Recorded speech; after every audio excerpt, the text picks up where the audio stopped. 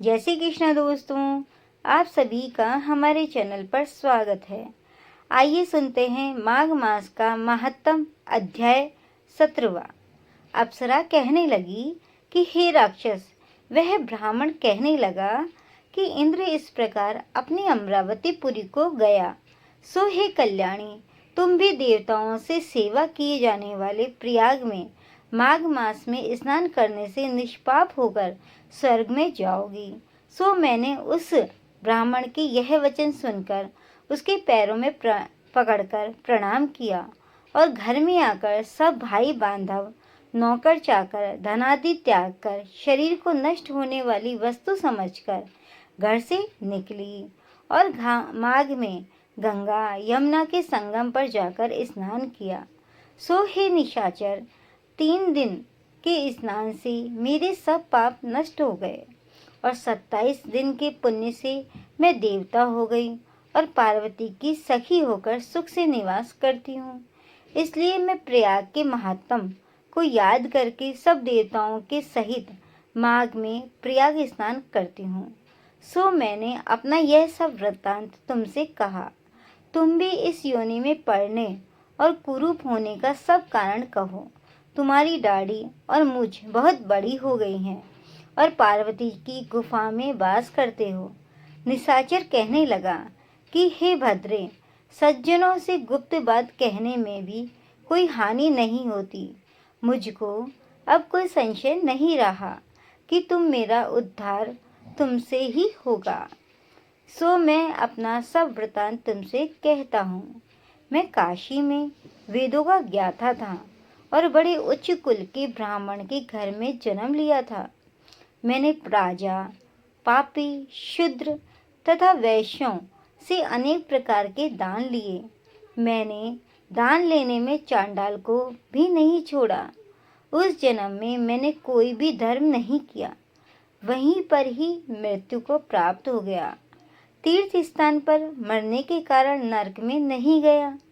पहले 2 बार गिद्ध योनि में, 3 बार व्याघ्र योनि में, 2 बार सर्प योनि में और 1 बार उल्लू की योनि में और अब 10वीं बार राक्षस हुआ हूँ और सैकड़ों वर्षों से इसी योनि में हूँ। इस स्थान को 3 योजन तक मैंने जंतुहीन कर दिया। बिना अपराध के बहुत से प्राणियों को मैंने नष्ट किया। इस कारण मेरा मन अत्यंत दुखी है। तुम्हारे दर्शन से चित्त में कुछ शांति अवश्य आई है, क्योंकि सज्जनों का संग तुरंत ही सुखदायी होता है। मैंने अपने दुख के कारण आपसे कहे और सज्जन लोग सदैव दूसरे के दुखों से दुखी होते हैं।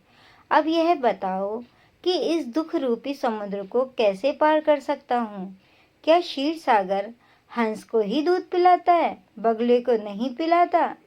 दत्तात्रेय जी कहने लगे कि इस प्रकार उसके वचन सुनकर कांचन मालिनी कहने लगी कि हे राक्षस, मैं अवश्य तुम्हारा कल्याण करूंगी। मैंने दृढ़ प्रतिज्ञा की है कि तुम्हारी मुक्ति के लिए प्रयत्न करूंगी। मैंने बहुत बार प्रयाग में स्नान किया है। वेद जानने वाले ऋषियों ने दुखी को दान देने की प्रशंसा की है।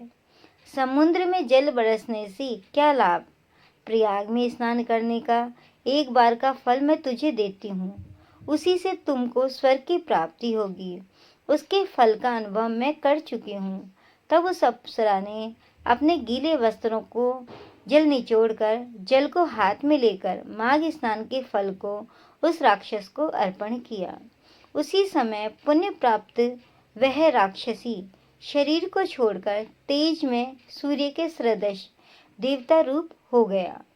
आकाश में विमान पर चढ़कर अपनी क्रांति से चारों दिशाओं को प्रकाशित करता हुआ शोभामायन हुआ और कहने लगा कि ईश्वर ही जानता है तुमने कितना उपकार मुझ पर किया है।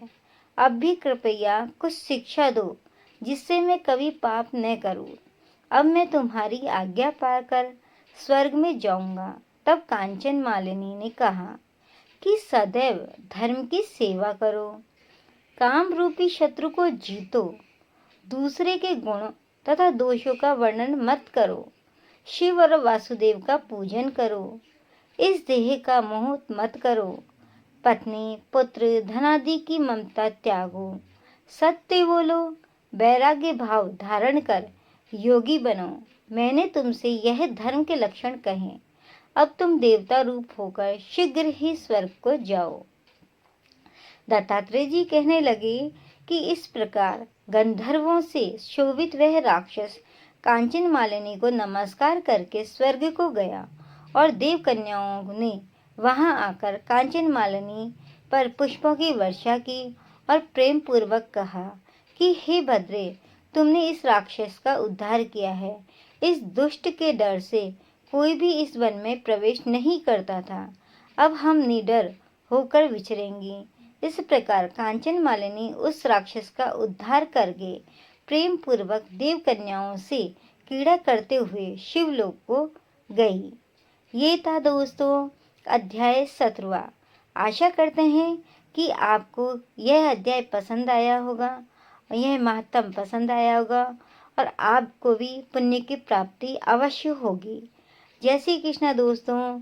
अगर आपको यह अध्याय पसंद आया है तो हमारे कमेंट बॉक्स में जाकर कमेंट करके जय श्री कृष्णा अवश्य लिखें।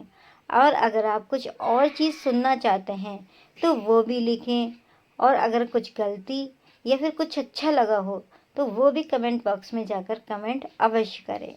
जय श्री कृष्णा दोस्तों।